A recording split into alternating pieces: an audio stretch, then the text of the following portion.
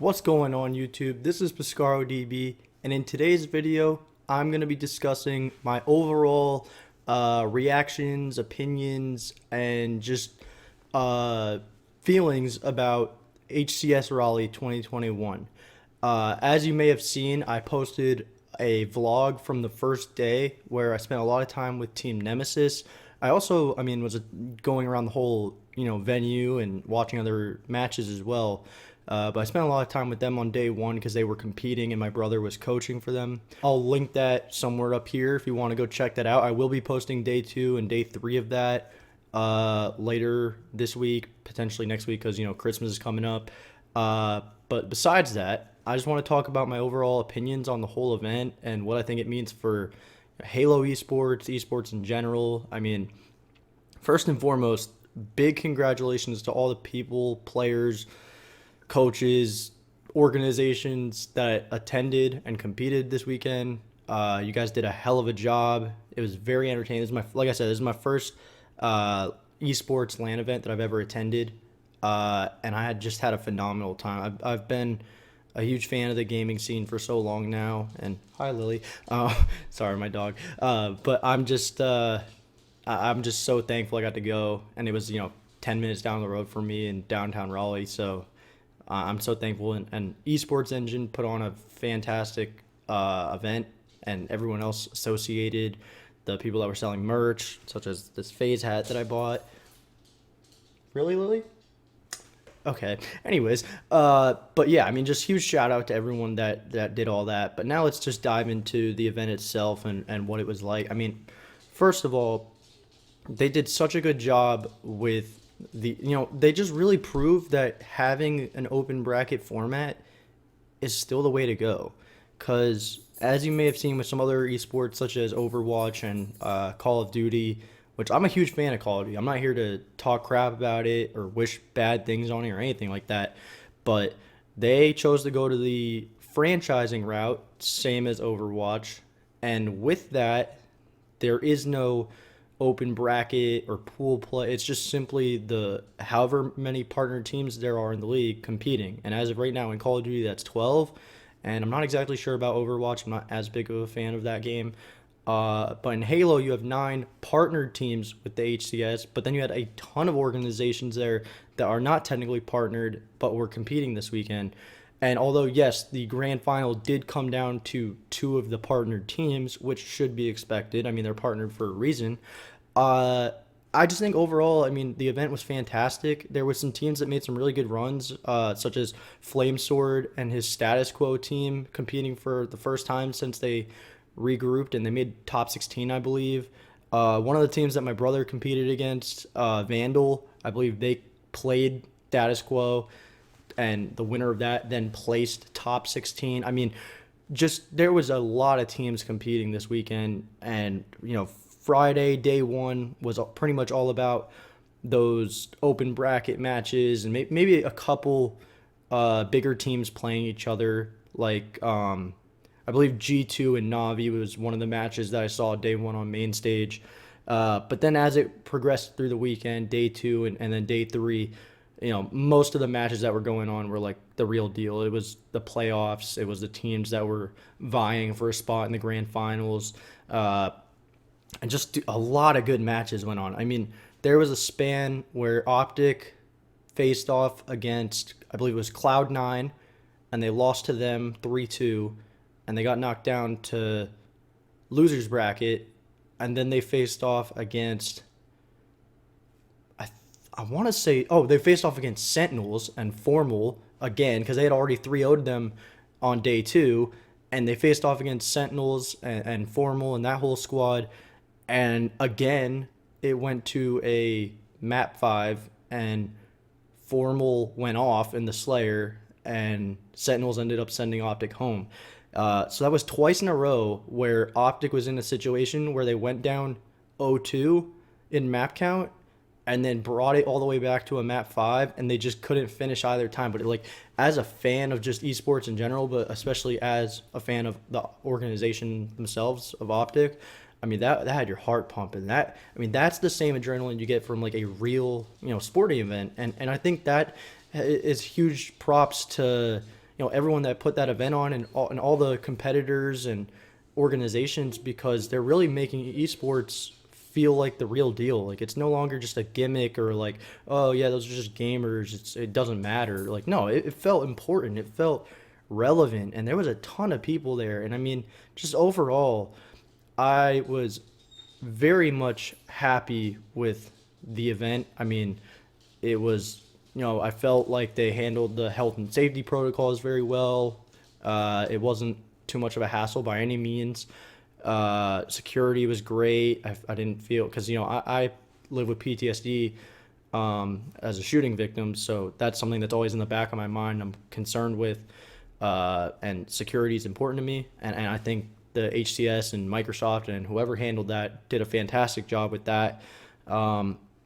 And just all the people that were there were very down to earth. Like, I got to meet so many people in the gaming scene that I've been, watching and rooting for, and just that I have a lot of respect for, such as, I mean, I got to meet Hex, I got to meet Formal, Maniac, Flamesword. I mean, a bunch of these people that, and it was just amazing how down to earth they were. And like, I've met athletes before. I can talk about that in another video, just all the different athletes and people in sports that I've met who, at the same time, I'd say are very down to earth people when you're talking to them, because they are in fact just people after all. They just have a big platform. And that's the same thing with being a fan of gaming and esports. It's the same thing with these people. I mean, they're just people that like to play video games and are really good at them, and they're really down to earth and really chill, and it was really fun getting to talk with them. And Flamesword even gave me some advice when it came to vlogging and content creation, because this weekend was the first time I ever did it, and obviously with him having been associated with Optic and just being a content creator and competitor in general, he certainly knows what's going on with that. This event has me so hopeful for Halo Esports. I mean, the next major, I believe, takes place, and it's actually not a major, it's a minor event or a regional event or whatever you want to call it. It takes place in Anaheim, California. If there's somehow, some way I can get myself out there to go there, I would love to, because I had such a great time here in Raleigh. The community is just fantastic, and the level of competition is so high, not just amongst the partner teams, but amongst all the teams in general. I mean, like I said, I had just as much fun going over to an open bracket match and watching that as I did, watching main stage Optic versus Sentinels or whatever. I mean, it was just, yeah, the stakes are a little higher. There's more storylines to it, but it's just such a fun time. And I just really enjoyed myself. I really enjoyed all the people I got to meet, especially shout out Team Nemesis. I got to meet those guys this weekend, spent a lot of time with them, and they were featured in my day one vlog. They were really cool, and they've been around the scene for a while, so it was very cool getting to meet them. And like I said, all the professionals and content creators and owners, like Hex, for example, I got to meet. I mean, even if it is just for a brief second, it's really cool, because these are people you look up to and you admire, and they're just having a good time. And you don't want to go up and like fanboy over them and annoy them and try to ask them 100 things at once, but you just let them know, like, hey, I really respect you, and I really appreciate all that you do for this scene and everything. You inspire me with what I'm trying to do with content and gaming and all that, and it's just a great experience getting to like thank those people in person. And I just want to say, I mean, honestly, I feel like other esports, specifically speaking to Call of Duty here, because I'm a huge fan of Call of Duty, and they used to have a very similar format to Halo with the CWL, pre-CDL, where there were open brackets and there were pool play. And yes, everyone knew that Optic Gaming, FaZe, Complexity for a time, Cloud9, I mean, there was a bunch of other teams that, yes, everyone knew those were like the main teams, but you still had other side teams as well that were very talented, and it allowed for a lot more competition and a lot more chances for very exciting moments. And you had a lot of that at the HCS Raleigh event this weekend, and I'm hoping COD and other esports can learn from that. And another great thing that Halo or Microsoft or whoever it was did was, not only did they have a prize pool of like, I think it was like $250,000, they then crowdfunded and raised another 100,000 to add to the prize pool. I mean, they wanted to max out the earnings for the players and the orgs that competed, because a lot of hard work and time and dedication goes into this. It's just like any other regular sport where you got to do a lot of practice, a lot of meetings, a lot of preparation before you can go in and just play against the best of the best. And honestly, it was just such a fantastic event, and I'm so proud of everyone that competed and participated, and I have nothing but great things to say about it. I can't wait to share my day 2 and day 3 vlog from the event this weekend. I'm definitely going to take some tips that I've heard from people that watched my day 1 vlog and hopefully try to make the day 2 and day 3 ones even better. But yeah, I just felt like I wanted to put this video out to discuss the amazing job that the HCS and Microsoft Esports engine, you name it, they all did fantastic with HCS Raleigh. It was a fantastic event. I enjoyed myself just as much, if not more, than I do at a sporting event, because not only did I get to watch the best of the best, but I got to interact with them and stuff, even if just a little bit. And it really felt like a community, which I think is so important, and sadly I think is lacking in other games I really enjoy. Again, like Call of Duty, community is kind of lacking, whereas Halo, it really feels together. It feels like everyone just wants what's best and is really happy to see different teams, different people thriving, some people coming back to the scene that used to be in it, such as Formal, who was playing Halo and then Call of Duty forever, and then he competed as a sub for Sentinels this weekend, and I mean, played really well, to say the least.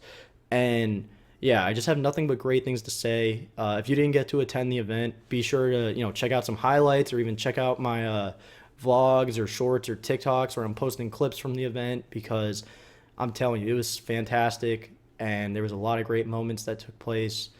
And yeah, that's gonna do it for this video. If you like what you see, if you like Halo or gaming or esports content, be sure to subscribe to the channel. It means so much to me. It helped me continue to grow as a content creator and build a community of my own.